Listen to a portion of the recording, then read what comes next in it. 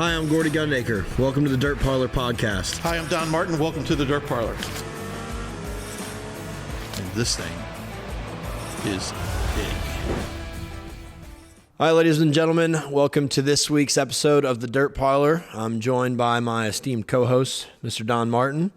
We want to thank our sponsors, Steve Martin with Nutrient Ag, Bo Popejoy with Hot Rod Septic, Jeff Hoker with Hoker Trucking, Checker Custom Screen Printing and Embroidery, Bodies by Skinny, and of course Reed Millard with Millard Family Chapels.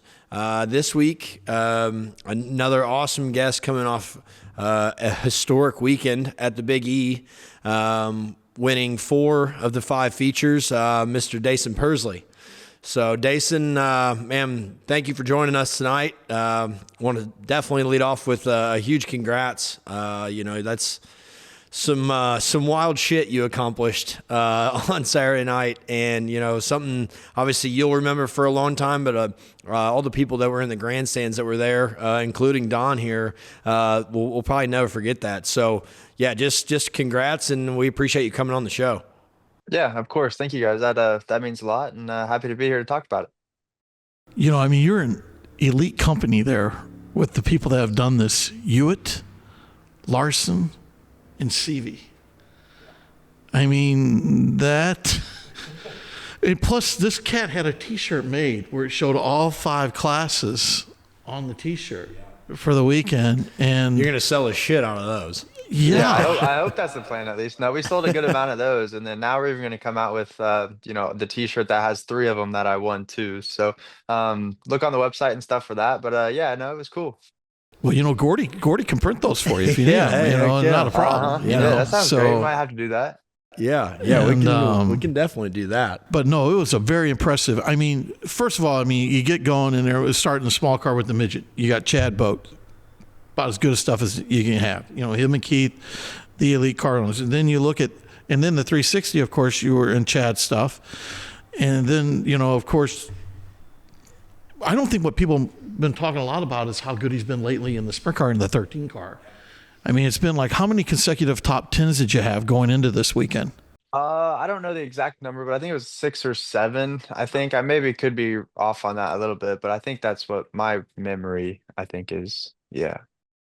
Yeah, well, and obviously switching, getting into more of the wing stuff. Obviously, you're running the high limits, so it's like that's obviously your least comfortable thing you're probably in. Obviously you ran a big midget, ran midget stuff for a while now, and again that's what you kind of cut your teeth in. But to be on a national tour and gaining some recognition, gaining some confidence, and all of that, going really across the country and getting your feet wet and racetracks you're not used to. Clearly it has, really helped you along the way, but then it shows probably when you get in the midget and the non-wing car, how far you've progressed just in this year.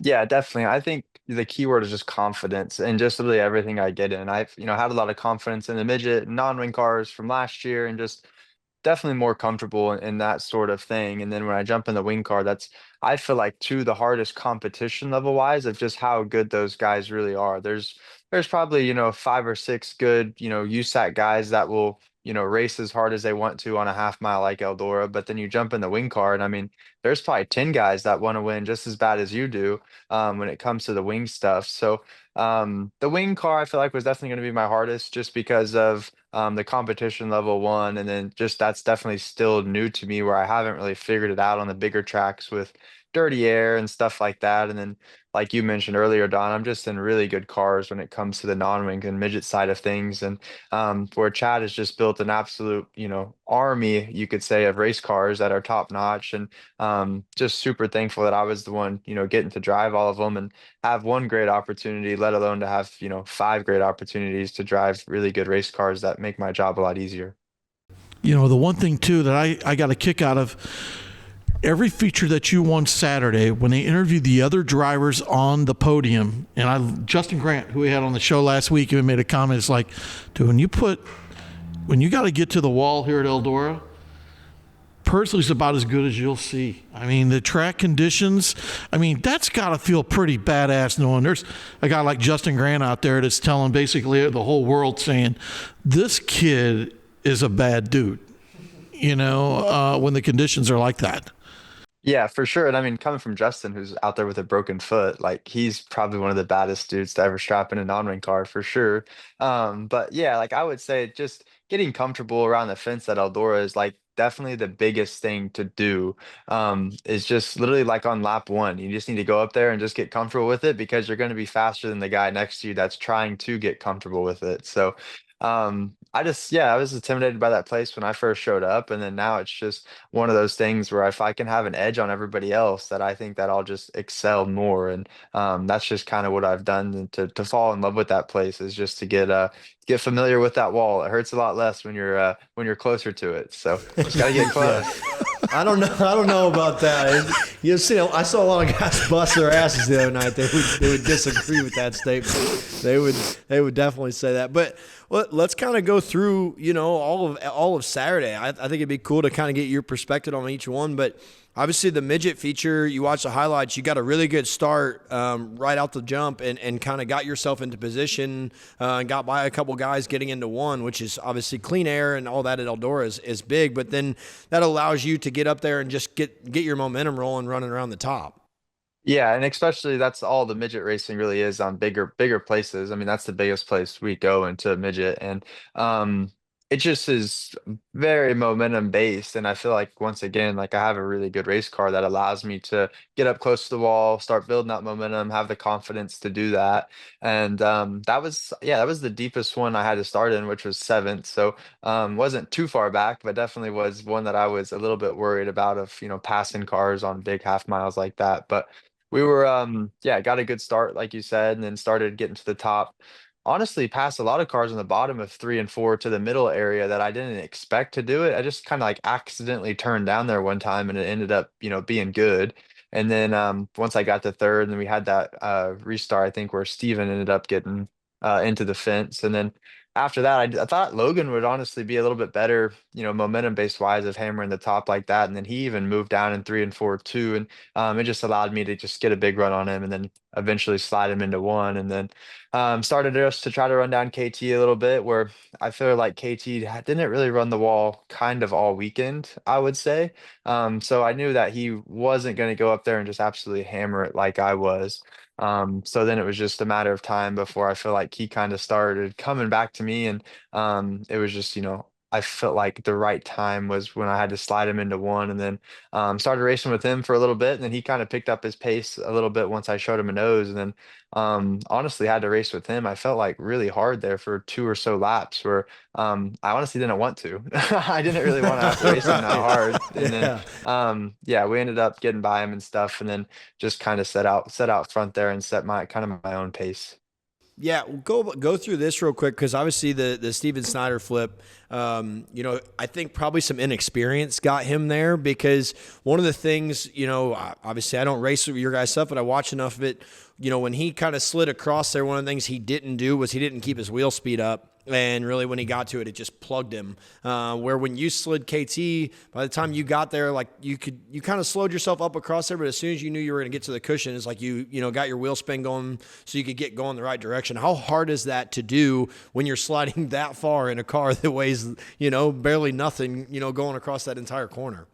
Yeah, I would say that's like really hard, especially with just the big gear that we have to run there. Like we don't really, and the motor and stuff, like it bogs it down pretty hard. So you just definitely have to know like before you get to the curb of how hard you need to spin it up and get it all back on the bars and stuff. But yeah, I mean Steven, he was absolutely hammering it. And when I was like running fourth or fifth, I was like, oh crap, like Steven, if he gets out here and gets gone, like he's gonna be hard to catch. So yeah, Steven's a micro kid that I was growing up racing with and stuff too. So it's cool to see him out here and stuff and running hard. And I would say that, yeah, just a little bit of, inexperience just got him there a little bit at probably where the cushion was the biggest and didn't have as much wheel spin as he needed to. And yeah, but there for a little while, he had me nervous. I was like, oh, I gotta start running him down here pretty quick. Yeah, I'm gonna buckle these seats down, buckle the seat belts down a little bit, and get going. Well, then you get into you got the non-wing.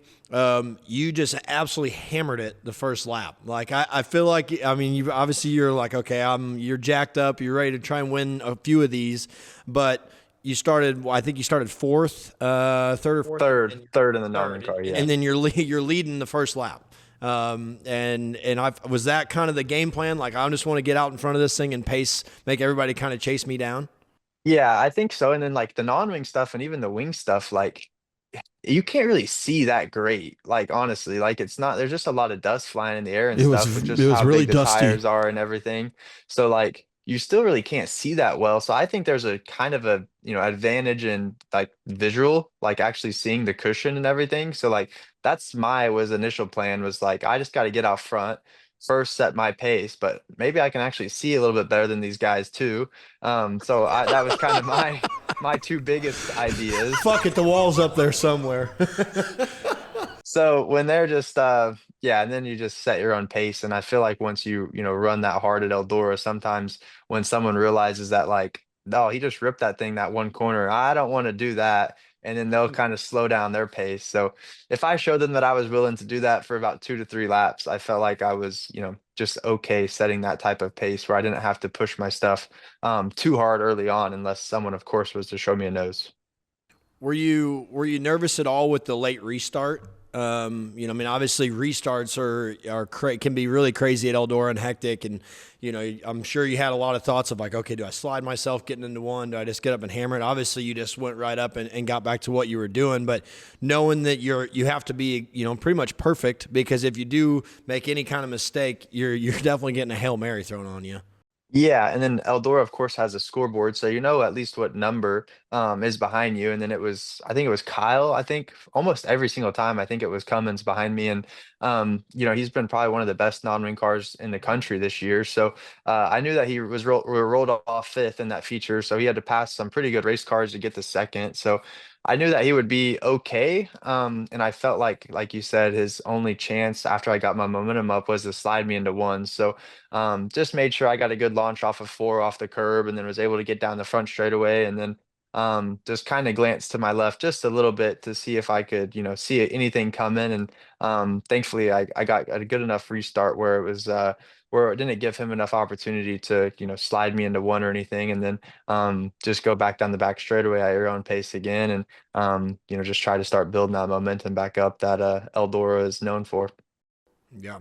Well, and then you get to the Silver Crown, which is the laziest thing you drive there. The racetrack's way cleaned up at that point, and obviously you just kind of did the same deal. Got out there and got some momentum around, and obviously there's a complete, not, I wouldn't say completely different driving style, but it is a different feel, I'm sure, because them cars are so much heavier and you got all the fuel to start the race.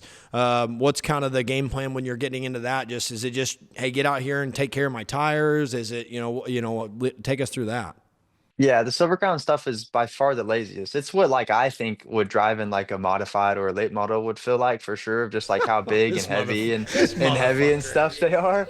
But no, I mean me personally, like I love Silver Crown races on a half mile. Like the miles and stuff are cool just because of the longevity and like you got to take care of your stuff and tires and all that sort of thing. But like the like 50 laps on half miles, like you can just hammer these big tanks, it feels like. And it's just fun in my opinion. So yeah, I mean my approach there was honestly just to kind of ride around until I felt like it was, necessary to time to really go since it was 50 laps. But my car was so good, with Sean Michael, crew chief in it, with Christopher Dyson, and everyone involved on the nine car that, yeah, it's just one of the best Silver Crown cars when it comes to that series. And um, just tried to mind my own time there for a little bit. And then Brady honestly snookered me a little bit into turn one. And I didn't expect that. And then he got by me, and then I had to, try to put him away because we were in identical race cars. So I knew his car was just as good as mine. So if I had a chance at winning it, I needed to get by him early and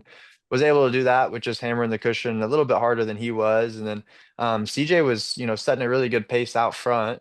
And then, wasn't really making any mistakes. And I felt like, his car maybe was only going to get better once the fuel load burnt off of it and handle a little bit more how he liked it. So I just tried to run it a little bit harder than he was early on. And yeah, just I kind of threw, a really big slider on him for like looking back at it. I wish I would have waited maybe one or two more laps, but no, it was just close enough, I guess you could say, where I was able to clear him and kind of break his momentum. And then yeah, just had to slide him one more time into three. And then after that, it's just going back up there and setting your own pace and everything, and just making sure you keep that safe distance because we have spotters there. You can tell them, how far you are ahead and away and stuff. So once I got about to 5 to 10 car lengths, I kind of just, made sure I wasn't smacking this thing off the fence too much. And I would say the biggest thing was like the first couple laps was like realizing how long the tail tank was to the wall. Like I had to be a little bit straighter because the tail tank's bigger. So if I get this thing any more sideways, I'm just gonna rip the bumper or something off this thing. So once I figured, where all my areas and everything was, then it was just normal, get up there and run the fence. You don't even think about that. You start in a midget, and you're like this. You got this you got this tiny platform. You get this one. You get this big, long dragster style deal, and you're out here just slinging it off the fence. Which was one of the coolest photos of the week was when they had all the cars. You had them on the front straightaway for the photo afterward. You got Rico standing by his car by himself, and here's Pursley's got 3 of them lined up. Which one do I go take a picture with?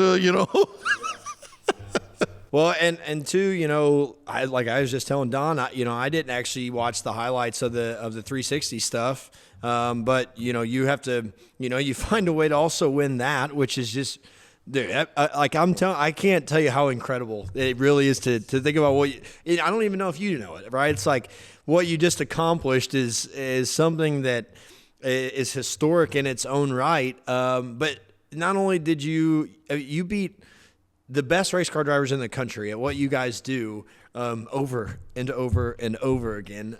So now you can pretty much go tell all the boys they took belt to ass, all weekend, and make sure you get to remind them of that for a while. But the 360 stuff, take us through that. I didn't even get to I didn't get to see the highlights of it, but I kind of want to know how that all played out for you to manage your way back to the front of another one.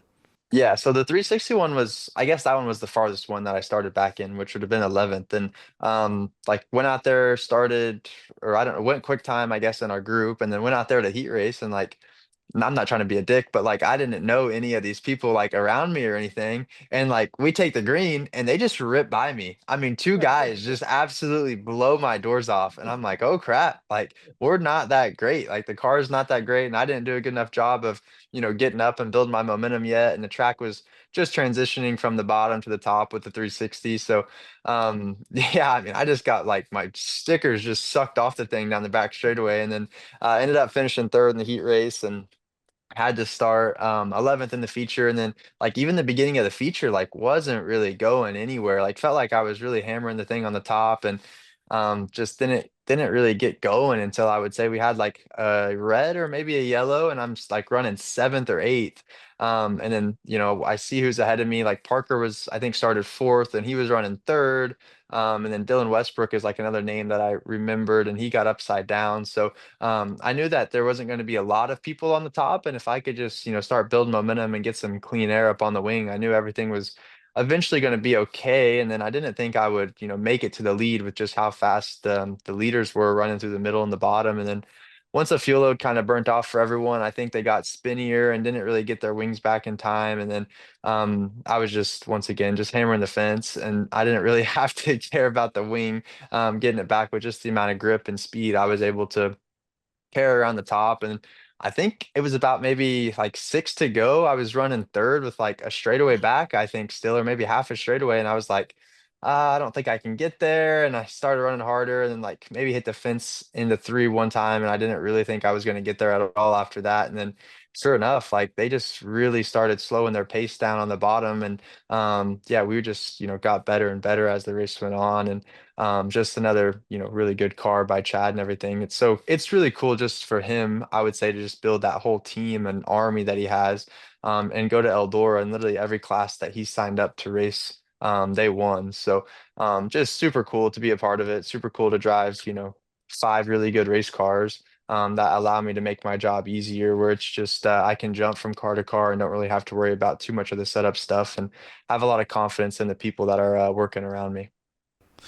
When did you kind of put everything together, to run all 5 classes? Is this something you just did it? I mean, how long did it take you to put this plan together to run all 5?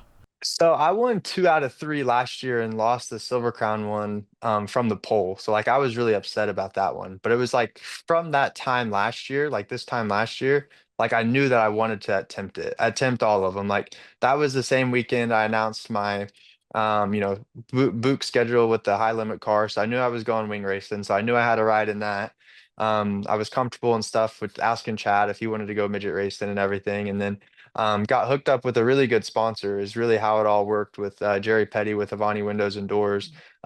He sponsors literally everything that whole weekend. So this none of this would have happened if it wasn't for him. And then I asked him if what he thought about me being, in a non-wing car, if I could still run it and maybe even run a second car if Kyle Cummins is. We didn't really know yet. And then I just asked Chad one day, I was like, what do you think about just, build a non-wing car for about 10 races or so, and we can just go race whenever, you're off or whatever.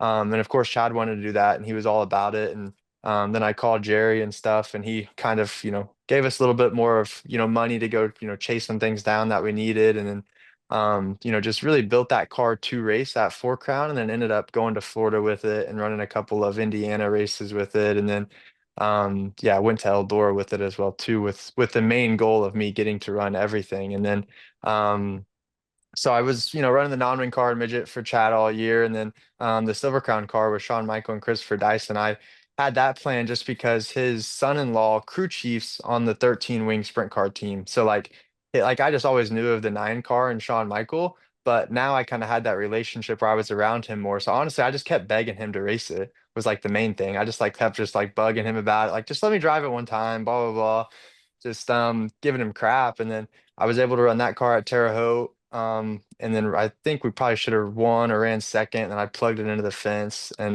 broke the front axle or something, and then went to Port Royal with it and won.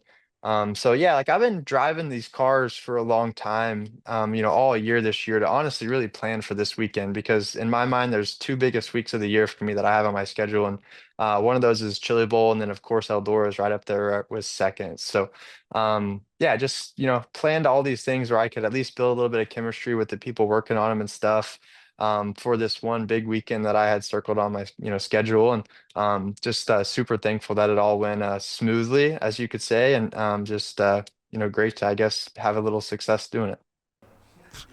He talks about 20.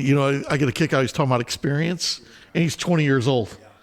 Well, You know, and two, let's not, we'll go back a little bit. You've had a tough road as well, Yeah. right? I mean, you're 17 and you get hurt.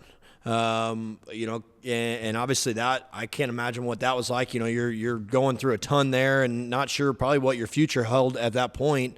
Go back to, I mean, I don't mean to bring up, old wounds, but, go back to when you get hurt and what that was like, obviously having to sit out of a race car for a while and probably, probably had a lot of questions on, man, am I going to get to keep racing? What am I going to do from here? Obviously it was a really rough accident you went through. But here you are, a few years later, but go back through that and what that was like, kind of rebuilding yourself to get to this point.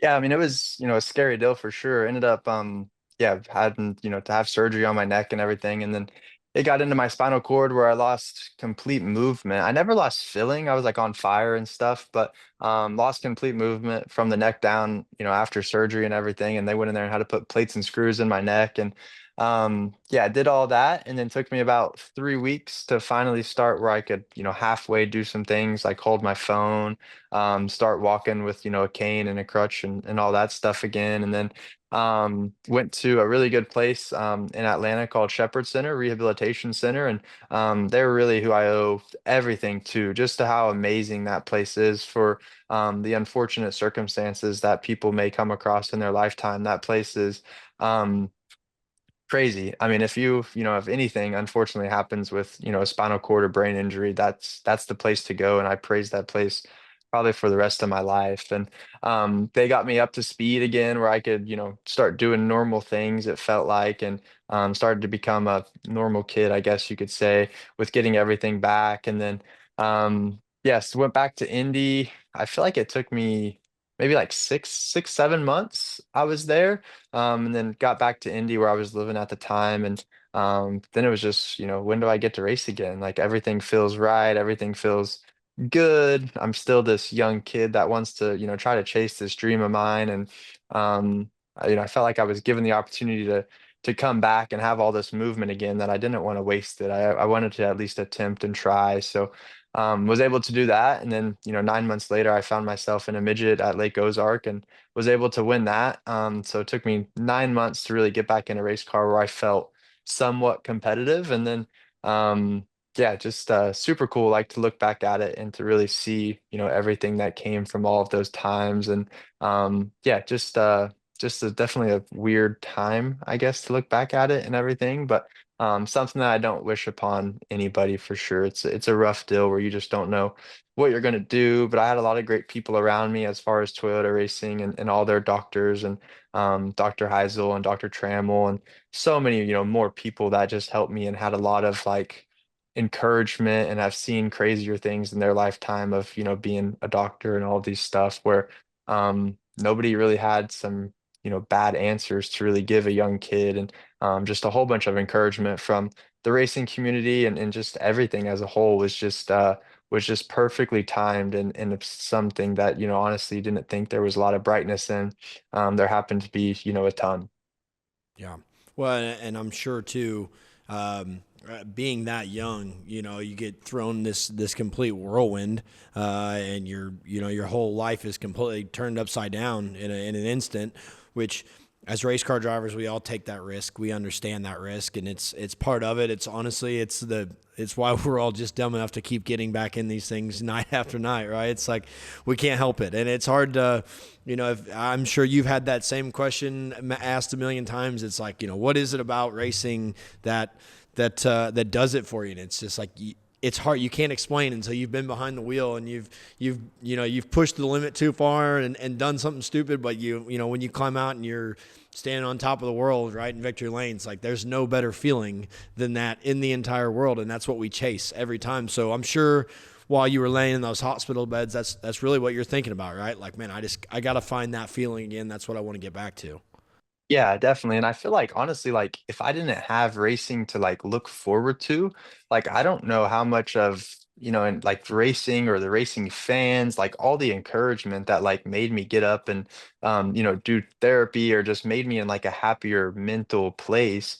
And something like you said, like a young kid that just probably got his whole world turned upside down. Like I just had so much great people around me to like look forward to. Like I want to get better. I want to do all these things for first because I want to race and I'm addicted to this stuff. I don't know why, but I am. And then just like the people that I had around me to encourage me to do those things. So I mean if it wasn't for racing, like it might have been something that hurt me, but it's, turns right back in a 120-degree angle of like this is what's also helping me as well too. And that just goes to show everyone around the racing community and what this sport is really all about. Keith Kunz was really supportive of you during that time. I know that as soon as you were ready to go, he was ready for you. He had a seat for you. I always remember that. Keith is definitely great. He's been, Keith and Pete Wallaby both. I mean, they're the first people that gave me a shot in a midget to go out there and showcase my talent. And then, like you said, even, when I got hurt and everything, they were the first ones to give me an opportunity to try it out again and stuck with me. And then now it's just super cool to, look back at those 3 or 4 years that I was with them and, all the things that they have taught me along the way that I still do to this day as a race car driver. The other thing we got to talk about a little bit, and Gordy's going to get a kick out of this, is Oklahoma. Ryan Timms, and now we got this cat. I mean, Oklahoma people have got got to be having a lot of fun going to the races right now. We haven't had this much since Andy Hilleberg in the STP Deuce, who's Kendra Jacobs is, by the way, his favorite, so you can give her a little heart, like you might be the heartthrob now of Oklahoma, you and Timms. That's it. That's right. So I know that you and Timms have a really good relationship. Yeah, Tim's and I, we've, grown up with each other a lot. And even, his dad and my dad back in the day ran modifieds and stuff together as well too. So just really like super cool to like see, the different paths that we took to, eventually get to the same destination is, really super cool. And what Ryan has done this year is unbelievable how fast and the stuff that he's done in his, short career as well too is very phenomenal. But going back to just Oklahoma, like I think it's just the like micro crowd that they have here is so hard. Like, I mean, it teaches you everything from going and racing at Port City to like the Now 600 series that is like a little traveling series around here. And then going up to the I-44 in Oklahoma City, like everything that's around Oklahoma just really teaches you how to race. And I feel like it's, very, I took it for granted because it's in my backyard, but now me traveling around and seeing other people and everything and watching, I guess, some people grow up, like just seeing how they do and what they do is, just very cool that I was able to be in Oklahoma and super proud of, what Ryan has accomplished and what we have accomplished, both coming from Oklahoma and now getting to, showcase our talents that once were just, we were trying to master our craft on a Saturday night, at a local racetrack. Yeah. So wait, are you an Oklahoma Sooner fan? Or are you Oklahoma State? Which So I get this question a lot. Whatever household I'm in and like they're for OU, then I'm from OSU. If that household is an OSU fan, like I just like just stirring the pot. I don't even care. I just like talking a lot of yes, crap. I love it. I love that. I'm all about that. I went to a quick one. I went to a friend's house last week we're all from St. Louis, but obviously the Rams are gone, and now like most of my friends adopted the Chiefs, which I can't stand the Chiefs. So the other day they're like, "Hey, the Chiefs play at 3:25. Make sure you come over. We're gonna watch the game." I'm like, "All right, yeah." And I just go in there. I'm the only one rooting for the Eagles, just standing there, just like, yeah, I love it. Just making sure I'm the same way. Got to always stir the pot. So that's good. I love it. Well, what's cool too is you've drove for so many great people, right, through your short career. You've been mentored by a lot of guys, right? You get to race against guys like Larson and Bell, that teach you so much there. And then you're racing high limit, where you're racing with Brad and racing with Rico on a consistent basis, and Aaron Reitzel. What is racing with those guys? How much is that? Obviously, it forces you to step up your game, but I'm sure you have conversations and talk with them as well. How much does that help you try to continue to grow and continue, your experience and how much you can learn in the sport? Yeah, I've been very fortunate enough to race for a lot of great people who have, helped a lot of great drivers have success. And I just, get to just be a small part of like, their lifetime of all of the kids and stuff that they have, get to watch growing up and everything as, Keith, Pete, Chad, like all these people that have almost mentored me to, become and mold this race car driver that I am. And then now getting to gain the respect for, I was a fan watching Rico win Chili Bowl and all this stuff. And now to have a conversation with him about racing against him is like super cool. And even Brad and like, Aaron Reitzel, him being from Texas, like I used to watch him pop in and out of ASCS national races and he would just wax these guys back in the day. And just super cool. I mean, I get my butt kicked by him too. So like now I understand what those guys were going through. But no, just super cool to like have the conversations that once was me just a kid in the stands looking up to all these guys, and now to have the conversations to bounce ideas off of them and hear their opinion of, what I'm struggling with and how they can help me and just all of these things. And then it goes back to, like I was saying earlier, the professionalism as, as wing sprint car racing is right now, like everyone is so good. It doesn't matter if their car's off a little bit, they're going to carry their car, they're going to race as hard as they want to. And it's just, I mean, it's just probably one of the toughest series that I've ever came across, like high limit outlaws, like any of it, of just how cutthroat like wing sprint car racing really is. And no one gives an inch. Like no one really cares about your feelings. Like they're just literally out there to do one job, and that's to go and win and do the best for their team. And it's just it's super cool to be a part of that. It's super cool that now my name is getting thrown around the hat of all these great people and race drivers. That's just it's cool to be out there doing battle with them, and then it's super cool to go out there and beat them for sure.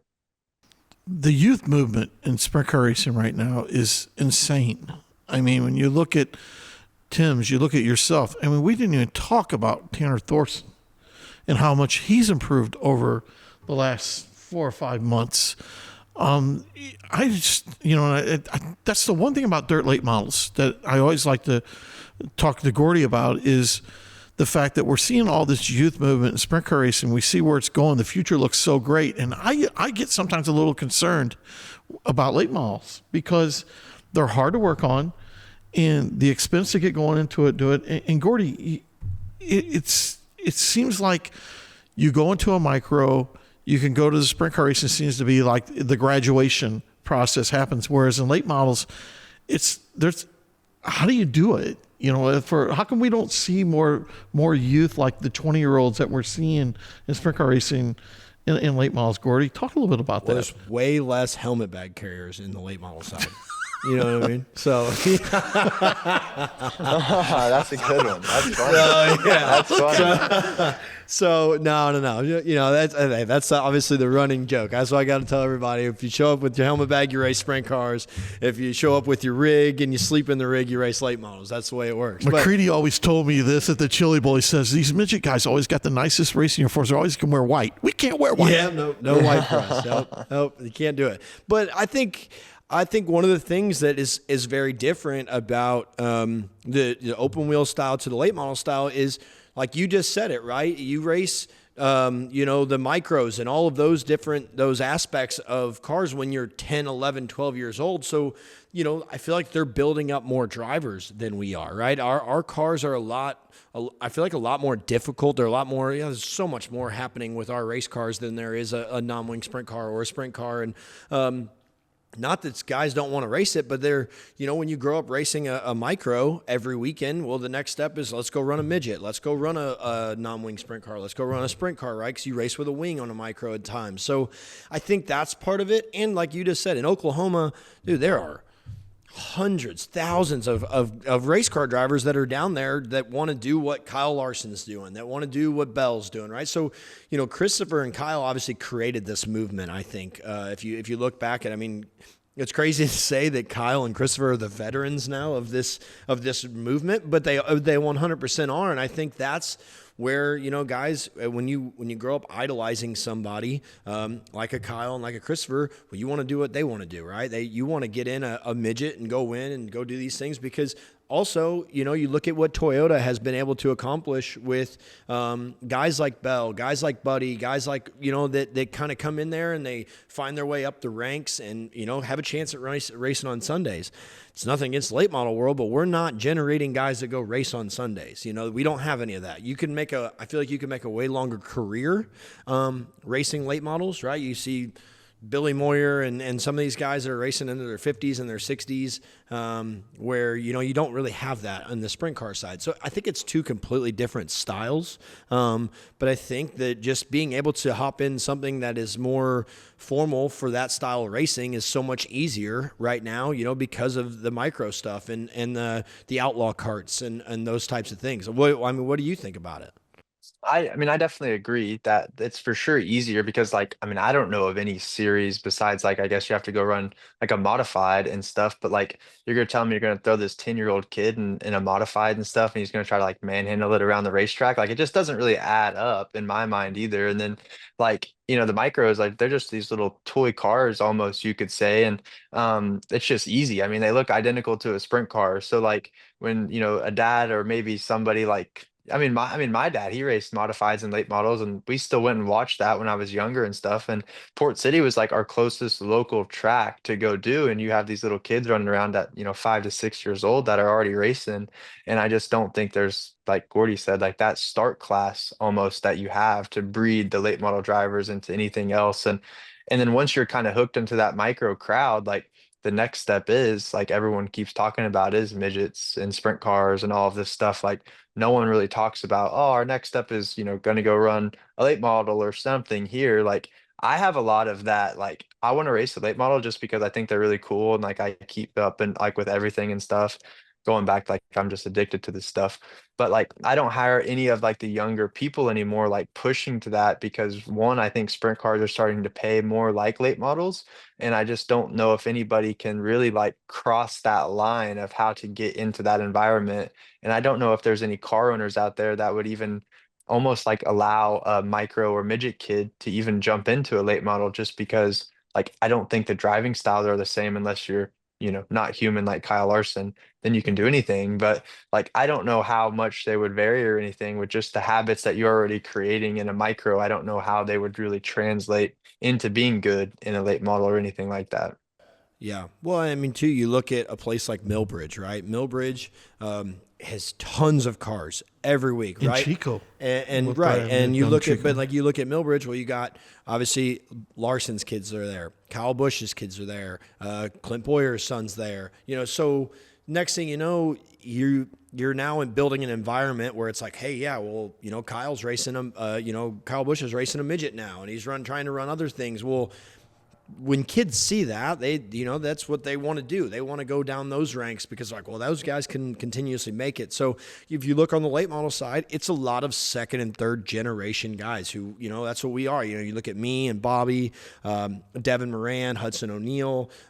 You start looking along those lines and going, okay, well, the reason we love late model racing is because that's what we did growing up, right? Our dads were at the racetrack, that we were watching them race, and that's where, that passion came from. It was like, well, I want to race late models because that's what my dad did, right? Well, when you kind of build that environment of, okay, well, we're going to go open wheel racing, well, that's, that paths real quick where it's like, okay, well, you don't get to do both because it's way too fucking expensive to do both.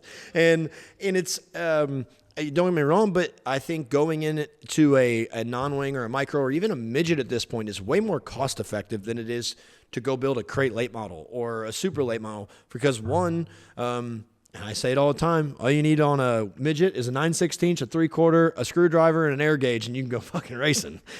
You want to go racing on our side, you're going to need 2 toolboxes and a spring smasher and a shock dyno and all the other stuff. Like it's it's just two different realms. And there are, there's a lot of, I feel like parents and stuff who can afford to pay for a ride or do those things that kind of help, put their kid along, where the late model world, there's not that, there's no rent-a-rides on our side of the fence over here. And, I think that's what differs. You look at it from a cost standpoint. Like, don't get me wrong, there's the renter rides that are out there in the midget world are expensive, but people are still doing it because they don't have to be involved with it, right? You're not going and renting a super late model team to go race the Lucas Series this year. I promise you, nobody wants to fork that bill. And so, and Keith has done it great with his team, right? He built this juggernaut of crew guys and trucks and trailers in this big shop where, hey, if you yard sale one, we'll just drag another one out and we'll go again until you yard sale another one. It's coming at some point. So, you can't do that on our side. So I think that's probably a little bit of it. But one of the things I will definitely say is I feel like over the last 5-10 years, the camaraderie between the sprint car guys and the late model guys has completely changed, right? Absolutely. I feel like we all kind of, maybe it's just because I'm at more of it, but like we all really talk and hang out. We're all watching each other race and doing different things, right? And you're seeing more guys want to race non-wing stuff, and you're seeing more non-wing guys that want to come run late model stuff, like you just said. It would definitely change your perspective, I would imagine, that what you were saying about the Silver Crown being lazy and all that, like our cars. But I can also say that the running a midget is way more wicked than what we do. But I think it would definitely throw you for a loop. But it would be really cool to get you in one for sure. So we're definitely going to have to work on that. You got a favorite late model driver? RTJ. I've talked to RTJ a lot. See, for sure. But he's a guy. Because he's doing what they're doing. He's doing what they're doing. He wants to be them. He's an open wheel guy. Yeah, he jumps back and forth. So he's like the easiest one, I guess, to talk to and stuff as well too. But like, if I had to say a favorite, just because like I'm a fan, I would say Tyler Erb, just because he just like talks a lot of crap and stuff, and I kind of like that out of him. Like, it's just fun. Yeah. Dude's got a yapper on him. Oh, yeah. Yeah, I like Turbo. He's cool. Yeah. No, I do too. Now, let's go back but a week or two ago, and you do this great shit at Eldora, but you also get your first win, right? Like, this, don't get me wrong, this kind of overshadowed what you just accomplished at Lernerville. But you get your first high limit win at Lernerville, passing everybody, right? And so $30,000. Yeah, like it wasn't some small, just a 10,000 or something like that. So you're kind of on a hot streak here. Can't even go to the casino to gamble either. So you can't drink, can't celebrate. What'd you have? You had like 9 waters after the races. Kool-Aid, not a Gatorade. But yeah, I mean, I actually got to watch. Man, I never thought about that. Yeah, you got to watch I got to watch you win at Lernerville, and for one, obviously did a great job. But talk about that, right? You got to duel out Brad and Rico and all these guys to get your first high limit win. I mean, obviously that keeps building your confidence going into a weekend like this. But talk about getting your first big, 410 win. Yeah, I mean, it definitely feels like a long time coming of just how, like, I guess hard on myself I am for sure. But then, like, once you step back and really like look at it, like it is just only year one of me, jumping to a whole different form of racing and racing against people that have been doing it for almost as long as I've been alive. So, yeah, I mean, I feel like just everything just kind of like went our way that night. We've been, building speed continuously. We've always been good at qualifying, and then now we've been good at getting through the heat races to make sure we're in the dash to eventually get a good starting spot. And then our feature package is just getting better and better and better as well. And I feel like I'm getting better at managing a full 30 laps of how the car difference with fuel load and non-fuel load and all that. So and then going to the race, like I started on the pole and then fell back to like fourth or fifth, and I mean Rico was like gone like straight away, couldn't even see him. Like Rico's probably got this one in the bag if we don't have a yellow or anything. And then I start getting passed by Brad, like racing through the middle and everything. And I didn't really feel the best. Like I didn't have the, best grip through the middle. So I just kind of stayed on the bottom and just tried to let the track come to me. And once, like I said, the fuel load starts burning off and I can start moving my wing back and still having enough drive and everything. And then I feel like I blinked and it was Rico, Brad, and Ryan Smith, like all right here, bumper to bumper. And I was like, oh wow, like Rico's, really slowing down here. And we might have a shot to win this thing if the lap cars go our way. And yeah, once I got by Rico and Ryan, then Brad kind of set a good pace of just running through the middle and just building good speed and momentum. And then I was still just parking on the bottom at that time and was, really catching the lap cars right at the right time where they would miss the bottom a little bit and I was able to get by them. And then honestly thought Brad would, like I kind of got too close to Brad in one corner and I was like, oh, he's for sure going to move down here. And then he just never did because he was trying to circle just one more lap car before he got down on the bottom. And then thankfully that lap car missed the bottom just enough to get in Brad's way and then allowed me to just, barely squeak by. And then I was like a nervous wreck after I did that because we still had about like 8 laps to go. So then I'm just like, oh, don't mess this up. Like all you have to do is just hit the bottom for like 16 more corners and you're going to be all right. And just had that in the back of my mind. But no, nonetheless, like just everyone that's given me the opportunity to come out here to run a wing sprint car and take a chance on a non-wing kid with, Tom Book, who owns the team, and Jerry Petty with Avani, and just everyone that's on that thing. Sean's been working really hard, the crew chief, of getting me more and more comfortable and letting me tear up a lot of his equipment and then bringing it back out and then letting me, try to go out there and win too. So just super thankful for the opportunity that I've been given and then to go out there and finally reward them. It was a special night for sure. Well, go ahead, Gordon. But I was going to say, how did the Tom Book deal how did that come together? yeah. Yeah, so the Avani thing was he was the main sponsor on it for like I think the last 2 or 3 years. And then I got hooked up with him last year just with some non-wing and some Silver Crown stuff and like just the same thing. Like I just always almost like kind of just beg people or give them crap like I want to do this, like I want to do this. And I just kind of just keep giving them crap until eventually they might feel sorry for me and just like give me the opportunity, I guess. But no, that's kind of what happened on this is he sponsored the car and then Justin Peck was going to go somewhere else and do something with his direction. So it kind of just all lined up. And I still don't know to this day why Tom agreed to let me do it because, like I said, I feel like I've tore up a lot of his stuff. But he's just stuck with me and like been like the biggest hype guy. Like, I mean, I could have went out there and ran 18th. And he would text me like, "Oh, look good. Tomorrow you'll get him again." I'm just like, "Tom, you probably couldn't even see me on flow. Like I wasn't in the I wasn't in the camera shot. How do you know I look good?" So just like everything about it's just been like super good. He's probably one of the best car owners I think I've ever had of just laid back and letting me learn and be super patient with me. And it just makes my job a lot easier when I have someone that supports me like that just in the back of my corner. Well, and you got to tear up shit to learn your limits. It's just the truth. It just is a little bit easier when it's not your money, right? It's like, oh, I can yard sale this thing as long as he's going to be all right with it. But, and that's, I feel like that's how you have to learn in the sprint car world, right? Like that's where you have to make those mistakes. You have to do dumb things.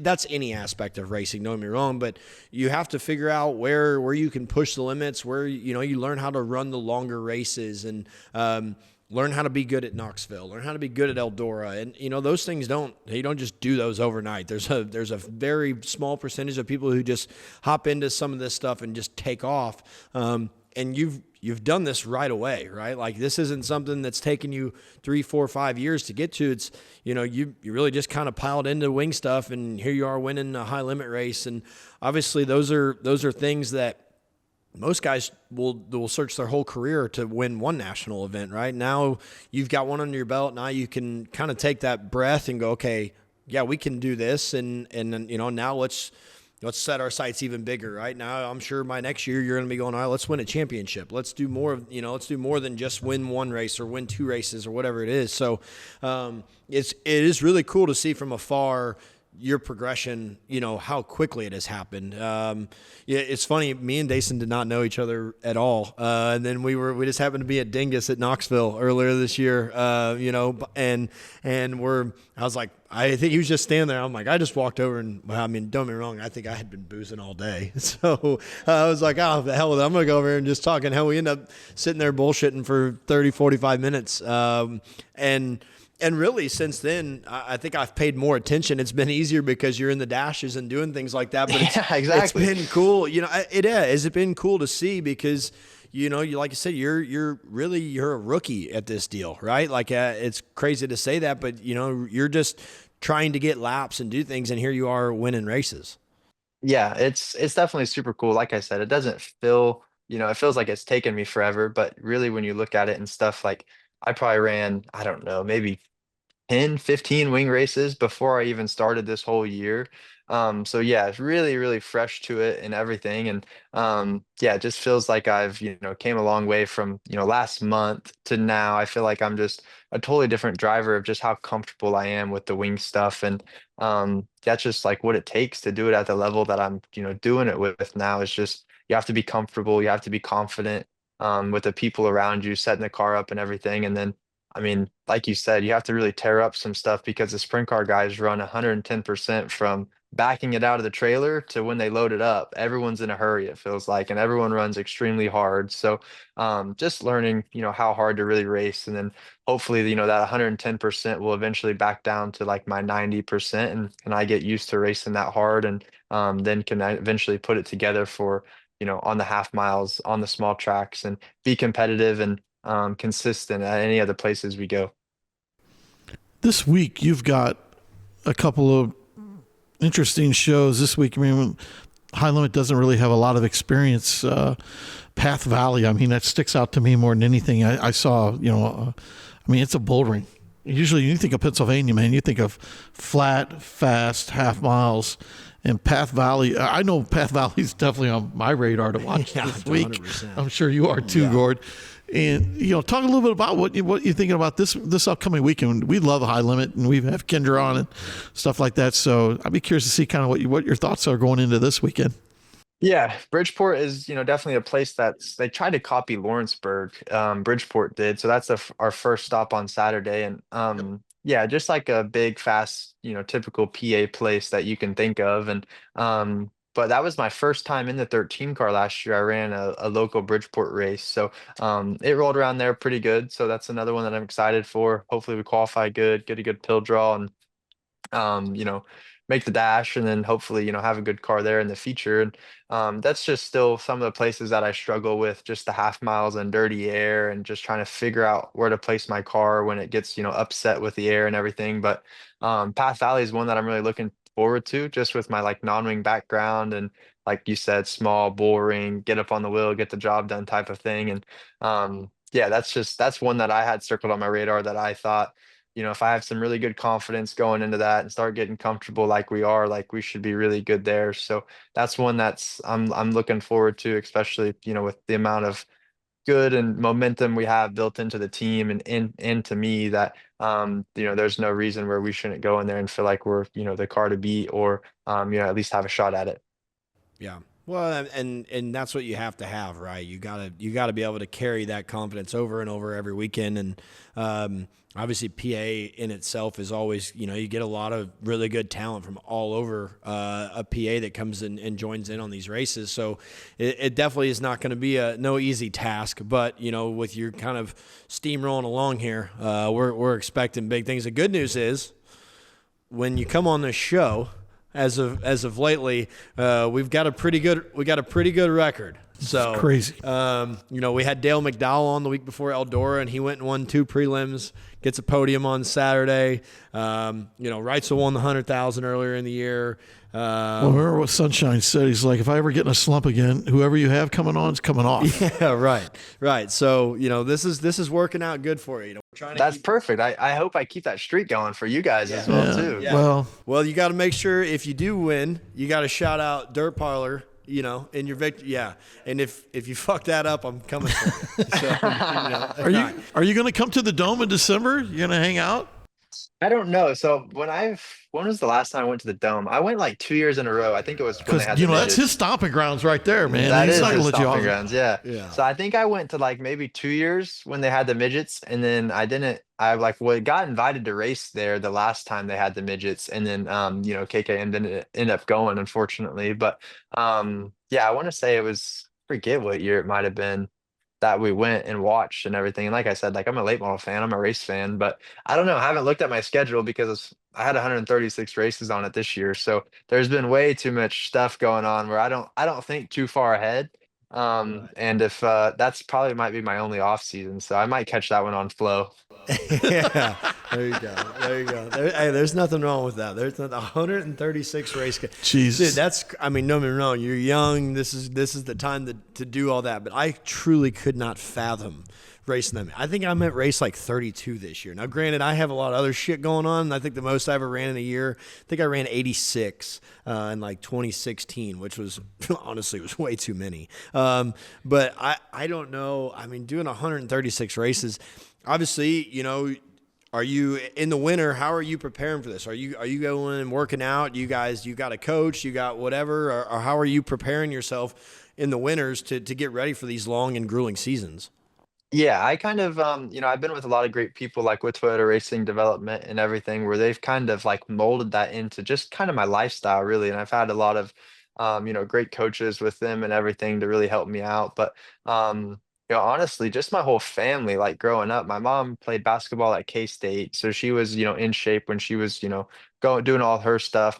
All my sisters played sports and everything, and my brother did too. And then even when I was younger, I played sports as well. So just like always kind of kept that, same mentality. And then, learned way more stuff as I got older, especially with what to eat and how to fuel your body and the workouts that you need to do for what race car drivers do with Toyota racing and everything. And then now I just kind of carry that, just everything that I've learned kind of just into myself, because it is really hard to like beat up and down the road and, still work out because, your schedule is so messed up, your sleep schedule, you're jumping on these planes, don't really have days to go work out, or the gyms are very limited. So just doing as much as I can for sure.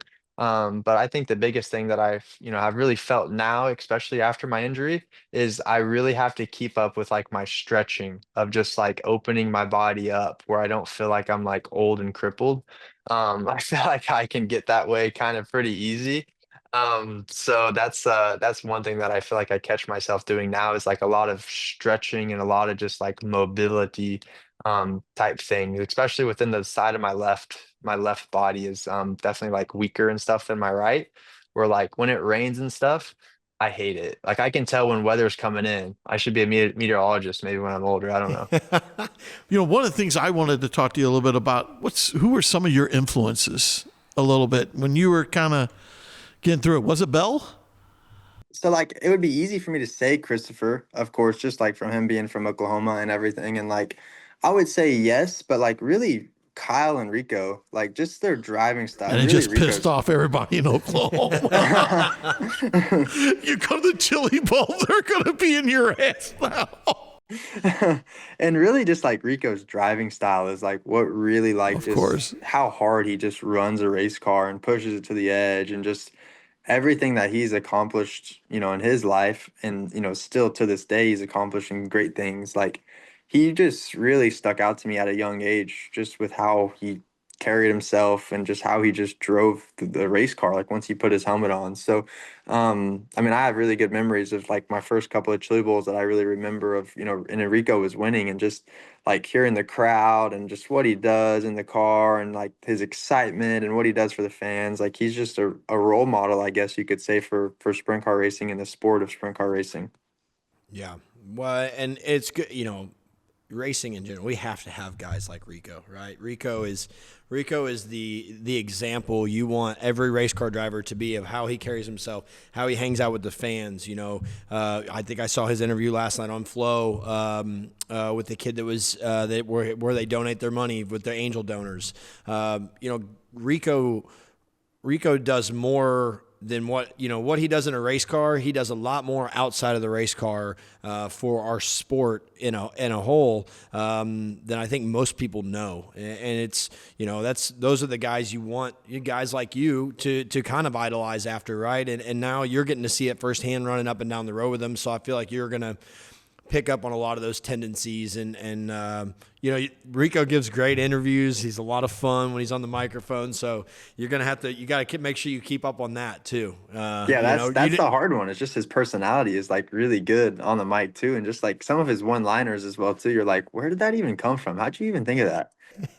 We're gonna have to we'll send you to Turbo for like 2 weeks. We'll send you to Uncle T's school of of interviews, and then we'll send you back on the high limit deal, and they're gonna be going, whoa, this is not what we do here. Yeah, we'll have to get Turbo on the line, and we'll get you down there with him. So then, because I feel like me and Turbo are kind of alike in that sense. It's just like it's a free for all when you get on the microphone, but at the same time, that's what people want. They want you to be you. That's who they want to know. At the end of the day, they don't want. They're wrong. We're still race car drivers at the end of the day, and as much as we got to get out there and do our P's and Q's and thank the sponsors and do all those things and act accordingly, you still got to be your own personality at the end of the day, and that's where the fans come from. And obviously, you're going to do that by yourself, just by what you're accomplishing, but. As you can see, what Rico accomplishes outside of the race car and how he's on the microphone and just tells it like it is, I think that's one of the best things about him in general. Or we need to go watch some old Scott Bloomquist interviews, and then you can learn from there too. I like that one too. That one sounds good. Yeah, there's nothing wrong with those, man. I still love the one where it's like they wouldn't have put me to the back. That was the best. Yeah, that one always pops up on my face. That is classic, man. That is classic Scott, Were you surprised when you heard the Rico and the TSR move? Did you have any idea what that was coming, or? Not really. Like Rico done a really good job of like keeping it hush hush, because in the racing world, like usually nothing is ever hush hush with just how fast things get around, for sure. But no, Rico done a really good job of like keeping it, as hush hush as possible. And then like another Rico trait that I really liked is like he put on his social media, and like I don't know if you guys caught on to it, but like he had like those like words, and then like if you look down at like straight down, it had TSR 24.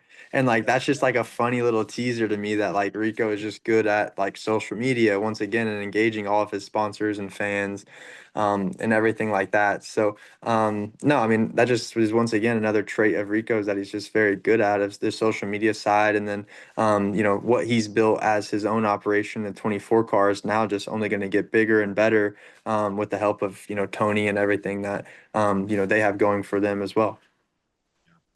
Well, it's obviously you still have a pretty lucrative schedule left, on this year. A lot of races to kind of help you build into 26.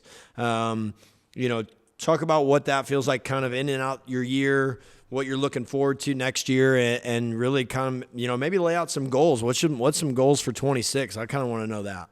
Yeah, I mean, definitely like to end out this year. I think we only have like maybe 6 or 7 of high limit races left. So, going through all of that and then hopefully, getting rookie of the year on that is another big step of mine. And then we go out west with the midgets and everything like that. And there's, a couple of races I want to win out there. Hangtown 100 is one that I haven't won. Turkey Night I haven't won yet.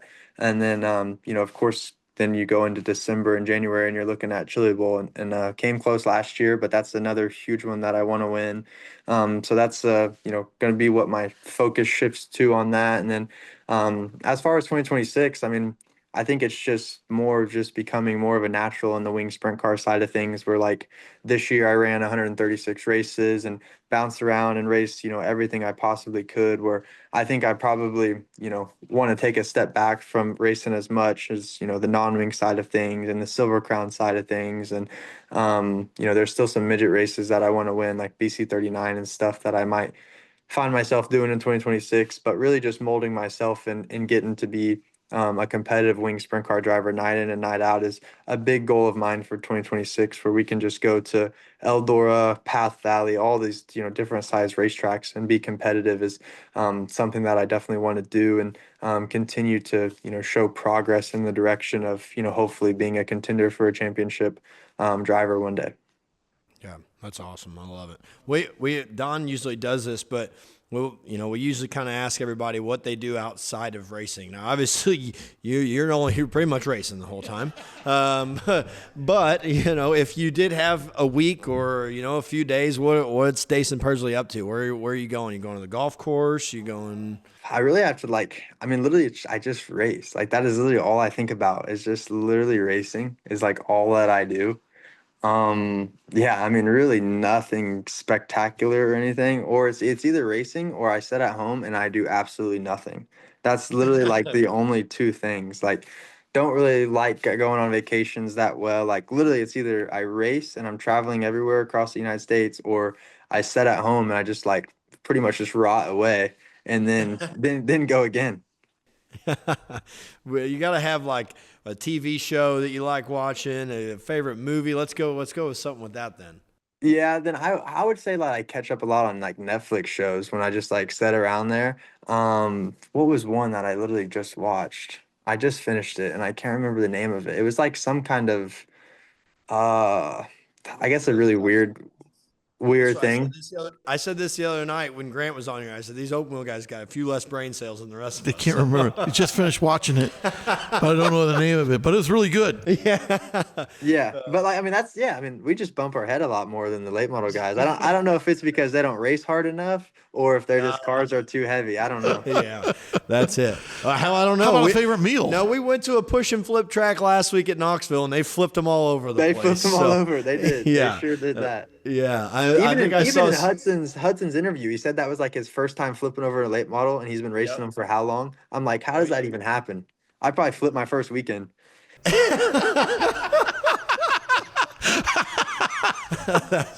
I mean, I've been racing them now. Holy shit, I don't even know. 15 years. I've landed on my head once. Shout out our boy Turbo. Turbo was the reason for that. He got me upside down at Cedar Lake. That's the only time I've ever landed on my lid. So That is crazy to me. yeah. Well, it's a little bit different. I feel like our cars are not near as flip prone as yours, unless we go to Knoxville. I did see that some other day on X. Somebody said went to Knoxville for a late model race and a push and flip race broke out. That's right on cue. So That's crazy. yeah, but dude, for one, we obviously congratulations on all the success. It's well deserved. Absolutely. And we appreciate you coming on and spending some time with us.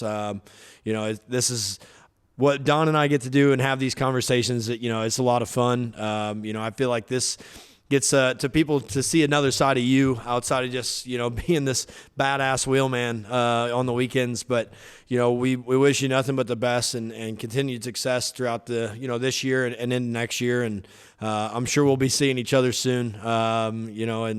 Just once again, thank you for coming on here. I think the Yeah, big thing is absolutely. hopefully you have as much fun as we do. You know what I mean? That's what it's all about. We're hoping you had as much fun as we did. Yeah. Yeah, I had a lot of fun. Thanks for having me on. I look forward to thanking you guys in Victory Lane as well too on Sunday. There we go. Yep. Hey, we'll be listening. Yeah, So you absolutely. Get it done, when you get it done, we'll be listening, and then we're going to stitch it and put it all over Instagram and everything. So Yep. Send us a text this weekend after you get one done. We'd love it. We'll Yeah. put it on the board. yeah. So That would know, be perfect. all right. Yeah, awesome. All right, absolutely. Daison. Well, we appreciate you, man, and good luck. Good luck, Yeah, bud. thank you guys. Appreciate it. Thanks for having me on.